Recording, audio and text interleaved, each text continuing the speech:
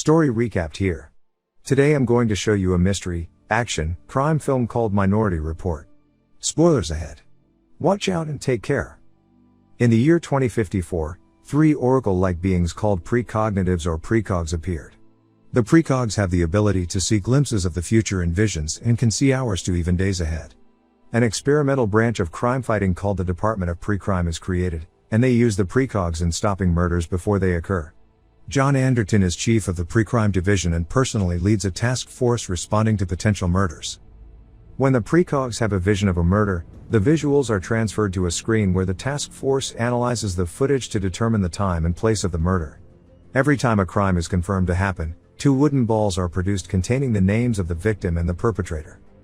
John arrives at the department and gets the first assignment for the day, a murder perpetrated by a man who has caught his wife having an affair.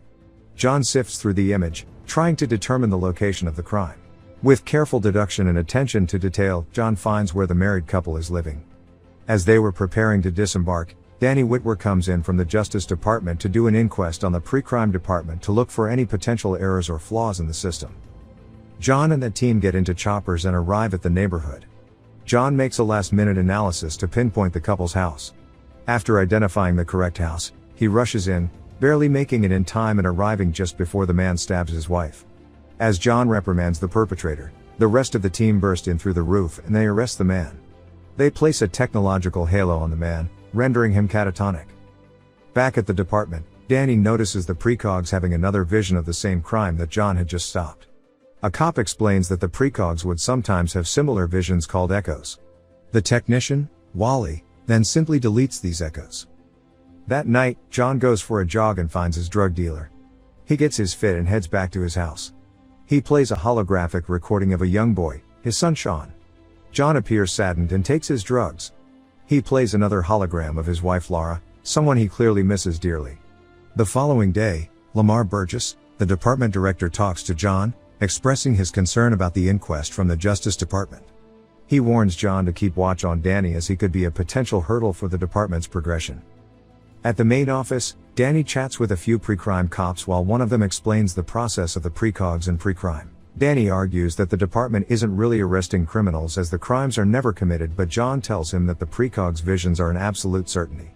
Danny then reveals that he's there on behalf of the country's attorney general and that the whole operation would now be under his supervision. The group heads into the precog chamber where the caretaker Wally immediately protests their presence. He explains to them that the precogs are extremely sensitive and that they'll have to be very quiet.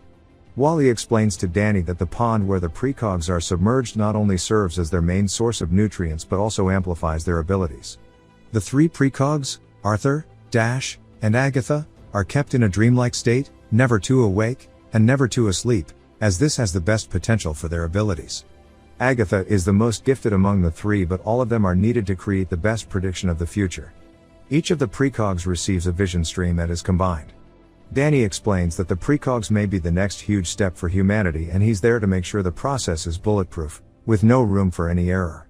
The group leaves and John remains, staring at Agatha. Agatha suddenly wakes up and grabs John, hugging him. She asks him in a whisper if he can see, and John looks at the screen to see a vision of a man drowning a woman. Agatha slips back into the water and Wally rushes in to help Agatha.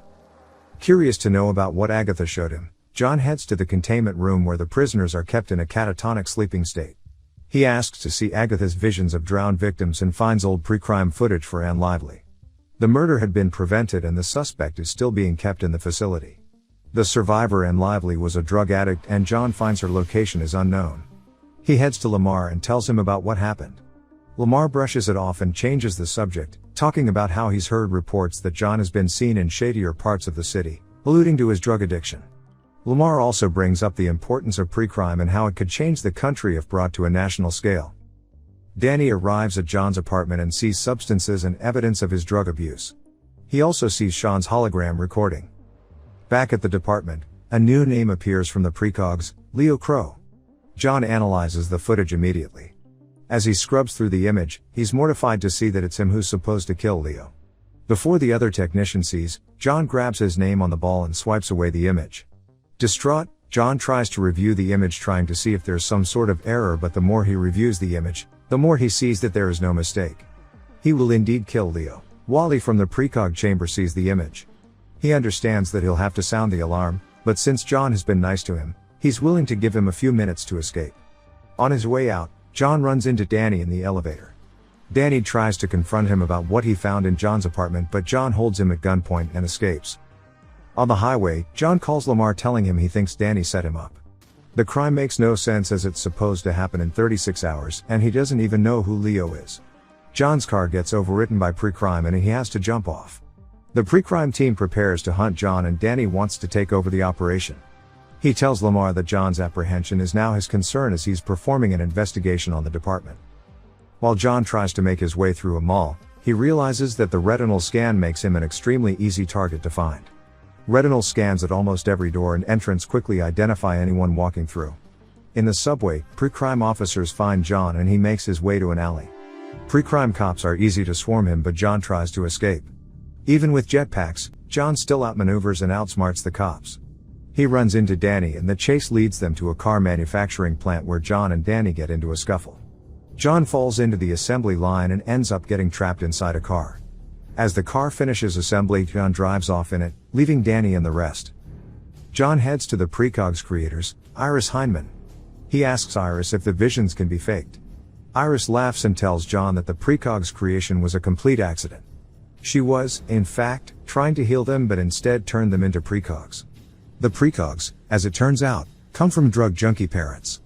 They were only the 3 survivors out of a number of children who were born with severe brain damage. As Iris studied them, the children started having nightmares of murders. They realized that these were glimpses into the future. The point still stands, however, that the precogs' visions are real. Iris says that the precogs are never wrong, but adds that they may sometimes disagree. Iris explains that most of the time, all 3 of them see the same vision, but once in a while, Agatha would see a different future. These, so-called, minority reports are immediately destroyed upon detection as pre-crime can't have a system that would instill doubt.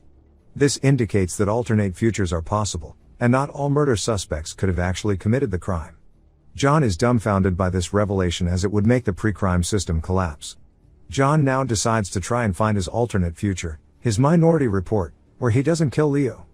The report still lies within Agatha. Danny and the pre-cops are analyzing the visions, trying to find out what John is going to do next. Danny predicts John would still try to prove his innocence.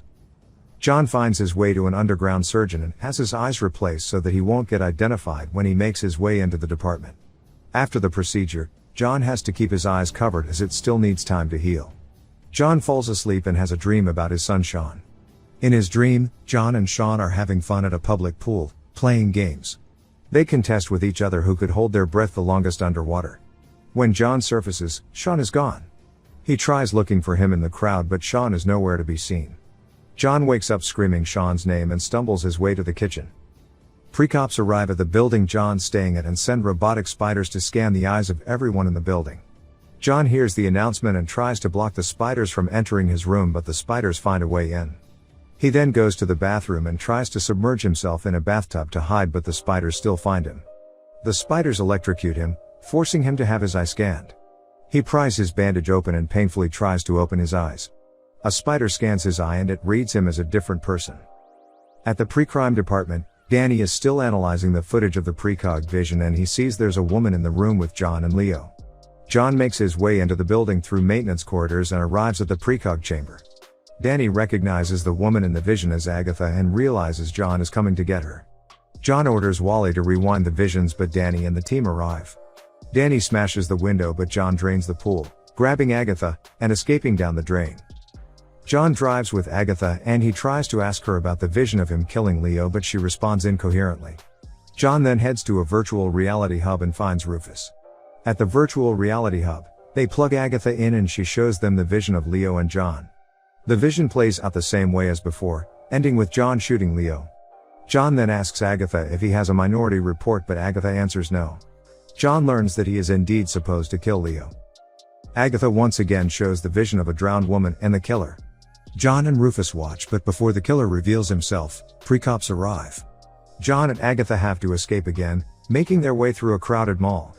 They find themselves at the building where John would kill Leo and see there is only 12 minutes before the designated time. John and Agatha enter the building and make their way up to the room where the murder would supposedly take place. John examines the room and sees a bed full of pictures. He approaches it and sees it full with pictures of children. He finds a string of photographs showing Leo and Sean, John's son. John realizes that him murdering Leo is no accident at all. He accepts his fate, and when Leo arrives, John attacks him. Leo admits to killing Sean and John pummels him. John then pulls out his gun and points it at Leo. He is about to pull the trigger, but stops and instead places Leo under arrest. John cries as he reads Leo his Miranda rights, but Leo looks puzzled. Leo asks if John is going to kill him, and John answers no. Leo then admits to John that somebody contacted him and paid him and his family if he allows John to kill him. He says that he was released from prison and a lot of money will go to his family if he gets John to kill him. John is confused and asks Leo about the pictures. He admits they were fake and starts begging John to kill him. The two get into a scuffle and John ends up accidentally pulling the trigger and shooting Leo, fulfilling his destiny. He and Agatha then flee. Danny and the team catch up, and Danny immediately recognizes the scene as being too convenient. He argues there is too much evidence at the crime scene and immediately suspects something awry. Danny meets with Lamar and tells him he feels going after John is the wrong decision. Danny shows Lamar 2 copies of Anne Lively's murder, one from pre-crime and the other from the virtual reality hub. He compares the two, and shows Lamar that there are small differences in the 2 footages. He suspects that the 2 visions are 2 completely separate crimes made to look similar. The technician would have figured it was only an echo and would have deleted it. Danny suspects that for this to happen, someone would just have to hire someone else to kill Anne Lively. The precogs would detect it, and precops would swoop in to prevent the crime and take the suspect away. The mastermind could then come in, dress the same way, and do the exact same crime. The precogs might detect it, but a technician would probably think it an echo and delete it.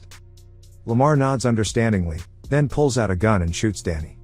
Danny finally realizes who's behind everything but can only stare as Lamar closes in and shoots him in the head.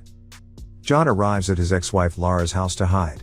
Unbeknownst to John, Lara had called Lamar letting him know that John had arrived with Agatha. John and Lara talk by the pier, and John finally realizes why he had been set up. It was all about Anne Lively. Agatha then tells John about seeing Sean's possible future from his adolescence up to his early adulthood.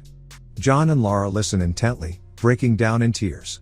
Agatha then reveals to John that Anne Lively is her mother. Before Agatha could reveal her mother's killer, pre-cops arrive and capture John. In his house, Lara and Lamar speak, and in an attempt to comfort Lara, Burgess accidentally reveals himself as the killer by disclosing details about the crime only the killer would know. As Lamar prepares for his celebratory banquet dinner, Lara heads to pre-crime to free John. After finishing his congratulatory speech, Lamar receives a phone call and is shocked to hear it's John.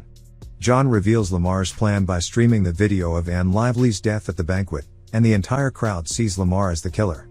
In the department, the precogs see a vision of Lamar killing John.